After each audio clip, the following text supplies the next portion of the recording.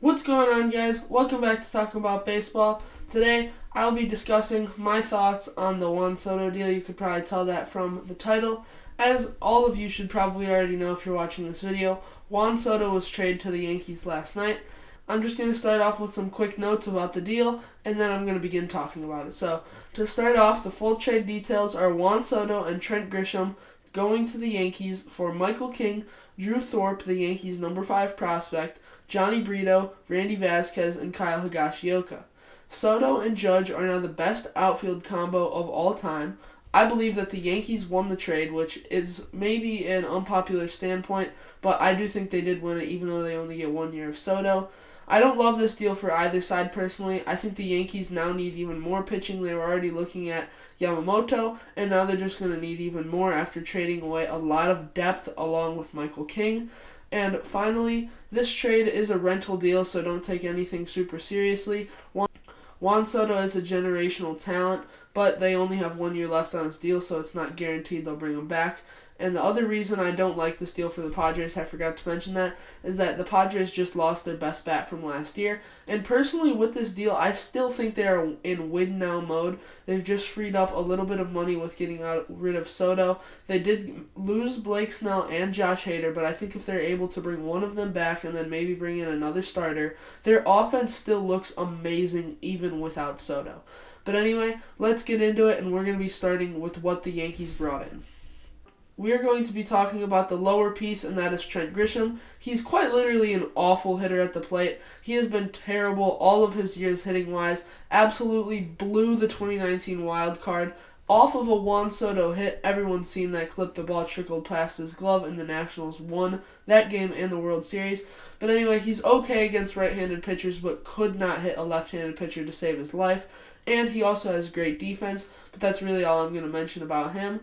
And then after that, moving on, the big piece of this deal, the meat of this deal, Juan Soto obviously going to the Yankees.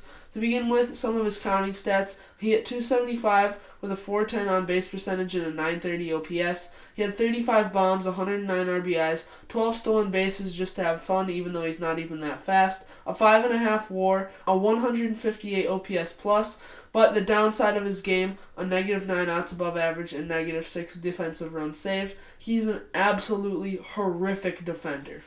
Next up, we're going to be moving on to some Fangraphs data, which is pretty much just a little bit more in-depth. To start off, most people would consider, since Juan Soto's been in his prime, which is pretty much his whole career, but I would say it started in 2020 or 2021, most people would say that 2022 is his worst season of his career, the year he did get traded from Washington to San Diego. Although I do think that some of his stats definitely look worse this year. Strikeout percentage was at an 18.2, which was up 4% from the year before. His walk percentage was an 18.6, which is still just absolutely crazy, but is down 2% from the year before. His batting average on balls in play was .296. The average is .300. The thing with 2022 is that his batting average in balls in play, or BABIP, was only a .247, which is a big reason I think where he wasn't doing as good last year, as he was getting very unlucky. His WRC+, which is similar to OPS+, is .155. Similar numbers as a reminder, his OPS+ was 158. His walks per every K was 1.02, which is absolutely outstanding because for most players it is well below 1, but that is also the lowest of his career since 2019. His ground ball percentage went up 4, and his fly ball percentage went down 4. Some more stats of Juan Soto that are just absolutely outrageous. You'll be able to see the picture on the screen here rather than just Juan Soto highlights. These are his Fangraphs rankings for the year. As you can see, his batting run value, it was 45, which is in the 97th percentile. Expected WOBA at 98, expected batting average at 90, expected slugging at 95, average exit velocity at 96, barrel percent at 85, hard hit percent at 99, chase percentage at 99, whiff percentage at 75, K percent at 74, and walks percentage for a player of his caliber, obviously 100. His main problems, he's not very fast, as you can see at the bottom there with a 37 sprint speed. His defense isn't very great. His arm value is pretty good, but arm strength is lower, and obviously, as you could see, his outs above average is absolutely atrocious.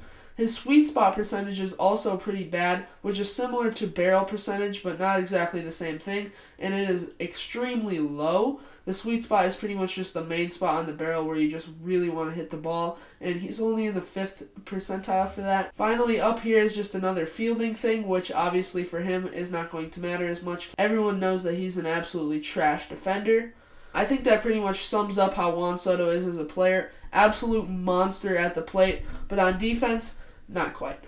Next up, we're going to move on to what the Padres got in the deal, which I think I did say that the Yankees won the deal, but I do actually think it's very close. The Padres pretty much replaced Trent Grisham and Juan Soto with Kyle Higashioka on offense, which is definitely not a very good trade in general, but their pitching, which was their main struggle last year outside of Blake Snell, just got much better as they added 3 young arms, and one of them I think has a lot of promise. But let's get started with an already Major League proven Michael King. He is new to starting pitching, but I think he's a solid 2 to 3 starter behind Musgrove and/or Yu Darvish. He had an ERA below 3.5 every single month, except for June, where he had an ERA of 7. So he clearly had it figured out before and after that. Once he started pitching from the rotation spot in mid-August, he had a 2.23 ERA after that in 40 innings. He is still very young, and he has great off-speed pitches and amazing strikeout stuff. Next up, we're going to move on to the only prospect included in this deal, which is just absolutely insane if you look at the prospect haul that the Padres had to trade away to get Soto in the first place. But I think Drew Thorpe is a really good guy for them to get. Last year, he had a 1.48 ERA in the minors. He did only pitch 30 innings and only 5 games started, which is averaging 6 innings per start, which is amazing. But he did deal with some injuries. He had a 13.05 K percentage in those 30 innings, and I think he could be a future ace of the Padres with fellow prospect and former first-round pick Dylan Lesko in the Padres system. Drew Thorpe, also the 100 ranked prospect in baseball and the number 5 for the Yankees while he was still on the team.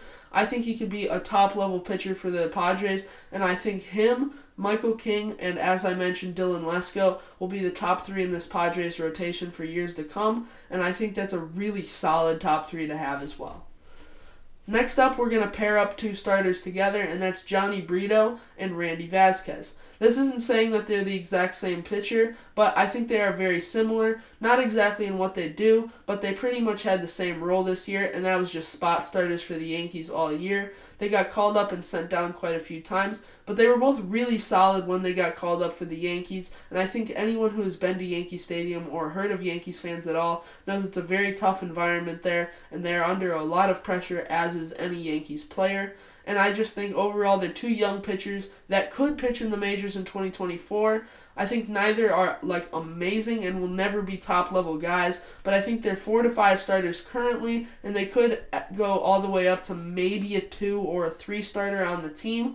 And I think that they're actually just really solid, spot starter fill-in guys for the Padres if someone gets injured, and 1 or 2 of them might even be in the opening day rotation.